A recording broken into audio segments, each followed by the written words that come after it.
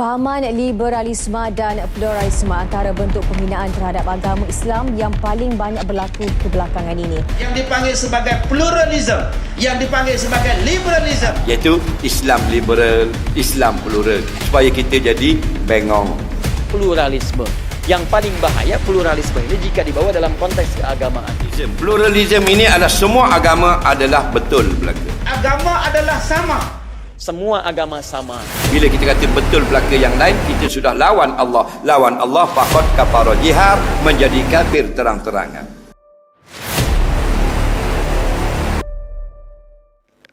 Assalamualaikum dan salam sejahtera. Nama saya Siti Nur Sofia binti Nazaruddin dari kelas CS10 dan pemegang kad matriks bernombor 2021477124. Saya akan membentangkan tentang sejarah pluralisme dan matlamat asal kemunculannya di bawah tajuk pertembungan agama dan budaya membentuk pluralisme agama. Saya Nurul Balkis binti Muhammad Nur, bernombor matriks 2021868862 dari kelas CS10 grup yang ke-8. Assalamualaikum warahmatullahi wabarakatuh. Nama saya Nurul Hamizah binti Abdul Ghani dari kelas CS10 kumpulan 8. Nombor matrik ialah 2021614446.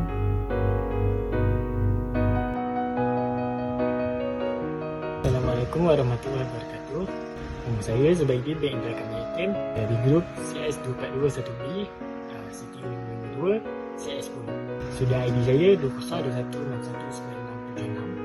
Saya pada grup 8 daripada Fakulti Sains Komputer dan Matematik.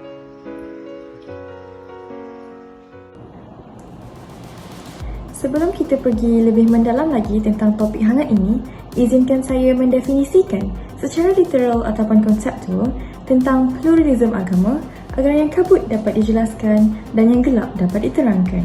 Definisi pluralism dalam Kamus Dewan Bahasa dan Pustaka edisi keempat ialah keadaan masyarakat yang terdiri daripada pelbagai kaum, kebudayaan serta kepercayaan agama. Menurut John Hick, ahli falsafah agama dan ahli teologi US, pluralism adalah anggapan bahawa kebenaran merupakan satu hal yang kolektif di antara semua agama yang mungkin boleh menjadikan sumber keselamatan, kesempurnaan dan keagungan bagi para penganutnya.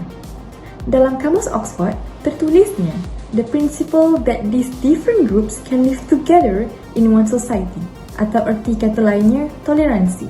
Toleransi yang wujudnya dalam bermacam agama dan dakwaan yang boleh dibangkitkan oleh setiap agama berkenaan kebenaran ilmu agama.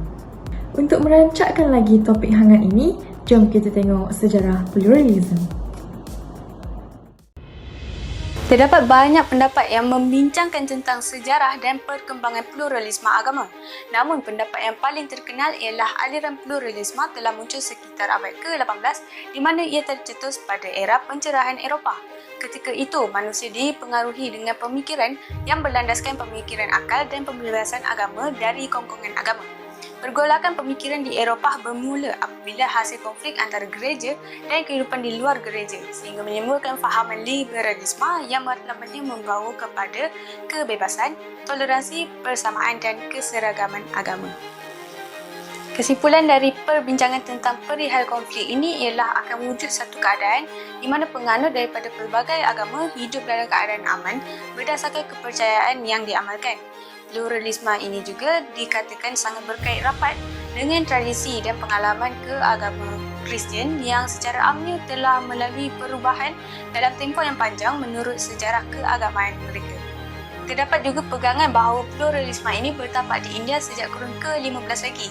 Perbahasan mengenainya adalah melalui pemerhatian sejarah yang telah diteliti, iaitu pluralisme agama telah muncul di India akhir abad ke-15 dalam gagasan-gagasan Kabir dan muridnya Guru Nanak yang juga menjadi pengasas Sikh.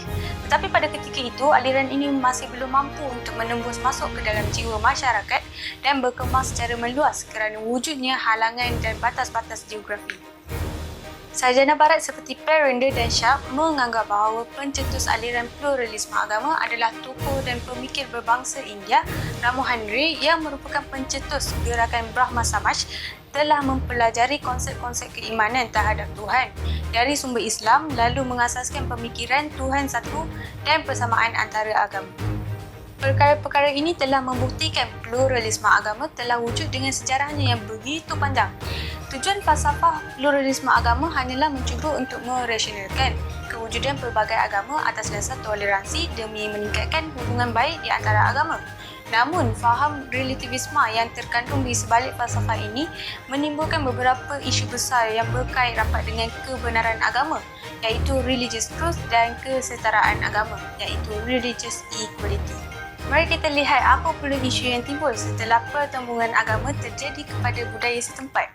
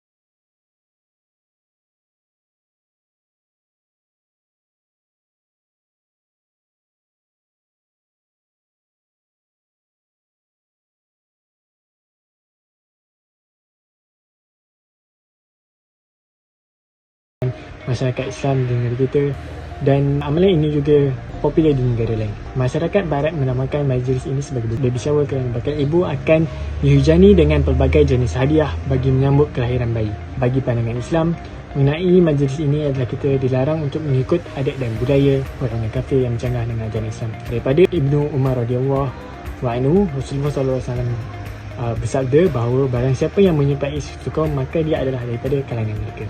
Contoh-contoh sambut kelahiran bayi menurut Islam adalah dengan menghatamkan anak, mencukur rambut anak, mengazankan dan mengikomatkan anak, dan banyak lagi. Seterusnya adalah mengenai isu foto pre-wedding. Foto pre-wedding dilarang oleh Islam kerana dilakukan sebelum akad nikah. Pasangan yang boleh dikatakan halal akan melakukan perkara yang dilarang oleh Islam. Foto pre-wedding juga boleh diimplikasikan sebagai pergaulan bebas. Sebuah pasangan itu akan menjadi halal selepas kata-kata akad dalam pernikahan sudah selesai diucapkan. Amalan ini juga sudah menjadi trend di kalangan pemuda-pemudi pada masa kini kerana terlalu banyak laman sosial media yang sudah ada. Fatwa-fatwa Islam melarang foto pre-wedding adalah kerana ia mengandungi perbuatan yang mendekati zina, terjadinya ikhtilat dan khalwat, sebahagian yang menampakkan aurat, tabarruj dan juga khawatir dilanjutkan dengan post-post yang semakin berat. Seterusnya ialah amalan meraihkan perayaan agama-agama lain. Amalan meraihkan perayaan agama-agama lain jatuh hukum haram jika perayaan itu bertentangan dengan syarak Islam, dan juga kita meraihkan perayaan itu di dalam rumah dan juga di tempat-tempat lain. Contoh perayaan yang Islam larang pada zaman kini ialah Hari Halloween, Hari Kekasih ataupun lebih dikenali sebagai Valentine Day, April Fool dan juga Hari Christmas. Umat Islam dilarang menyerupai amalan agama lain kerana ia boleh menjatuhkan hukum haram. Daripada Ibnu Umar radhiyallahu anhu, Rasulullah SAW bersabda bahawa barang siapa yang menyertai sesuatu kaum maka dia adalah pada kalangan mereka. Ini saja daripada saya mengenai isu-isu pluralisme yang popular di Malaysia. Baiklah, sekarang saya akan huraikan sedikit sebanyak tentang kesan pertembungan agama dan budaya. Seperti yang banyak kita lihat, perkara-perkara tentang budaya telah dinormalisasikan oleh masyarakat tanpa disedari bertembung dengan hukum dalam agama. Oleh itu, marilah kita lihat dengan lebih mendalam tentang kesan terhadap pertembungan agama dan budaya. Kesan yang pertama ialah terhadap sosio-budaya kehidupan setempat.